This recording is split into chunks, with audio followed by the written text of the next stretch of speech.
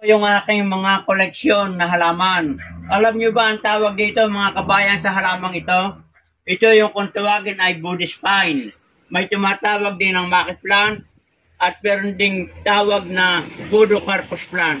Napakaganda ng halamang ito mga kabayan at ito yung magandang pang-display sa ating terrace, sa harap ng bahay, kung kahit sa mga entrance ng ating gate, lalo dito sa malalaking gantong mga paso ay napakaganda pagmasdan at ito nakakaakit, nakakanyaya ng positive energy. At ang kagandahan pa nito, itong halamang ito na Buddhist pine ay pwedeng indoor and outdoor plant. Kapag malaki na ay di pwedeng ilagay natin sa labas. At ngayon ang aking gagawin mga kabayan ay aking itatransplant dito sa malaking taniman na paso para magandang tingnan at pwedeng ilagay sa harapan ng terrace. Ito mga kabayan, yan, aking inakat na dito sa polybag. At ito naman yung lupa na aking gagamitin. Ito yung pinaghalo-halo na cow manure, carbonized rice hull, at saka yung organic vermicast at may halo din yung tatawag nating topsoil. Yan. So ito ating itatransplant dito. Dito nilagyan ko na rin mga kabayan ng lupa. Yan.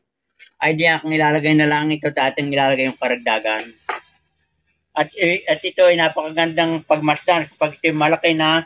At dahil kapag dito nakalagay mga kabayan sa ganitong paso, hindi siya lumalaki, tumataas na parang kahoy.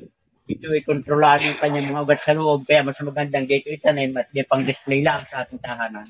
Pwede naman natin kuhanan natin ng mga branch na gawin natin propagation. Ngayong tag-ulan, napakaganda mag-propagate nito, napakabilis lumago, napakaganda.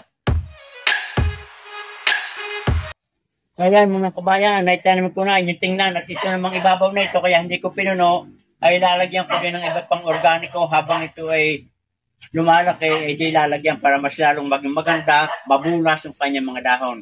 So ayan mga kabayan, good luck and good health at sana'y nagustuhan nyo binahagi kong video ito ng Buddhist pine. At inyong gayahin din lamang ginawa kong ito at kayo magkakaroon ng magandang koleksyon sa ating bahay. Katulad nito, ito yung akin din ipopropagate at malago na, lalo tag-ulan. Magandang araw, kabayan.